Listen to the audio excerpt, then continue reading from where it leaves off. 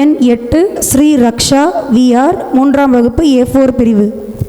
செம்மொழி இது எம்மொழி, சிறப்பு குன்றா சீர்மொழி, முச்சங்கம் வளர்த்திட்ட முதுமொழி, எக்காலமும் அழியா நன்மொழியான என் அன்னை தமிழை வணங்கி என் ஆசிரியர்களுக்கும் என் நீதிநிலை தவறாத நடுவர்களுக்கும் என்னுடன் பிறவா சகோதர சகோதரிகளுக்கும் என் முதற்கண் வணக்கத்தை தெரிவித்துக் கொள்கிறேன். நான் இன்று எடுத்துக்கொண்ட தலைப்பு வாழ்க்கை வரலாற்று கதாபாத்திரம்.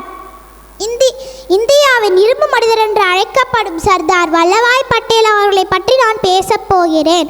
சர்தார் வல்லபாய் பட்டேல் 1875ஆம் ஆண்டு குஜராத்தில் அக்டோபர் 31ஆம் தேதி ஜாவர்பாய் லெட்பாய் தம்பதிகளுக்கு விவசாய குடும்பத்தில் மகனாய் பிறந்தார்.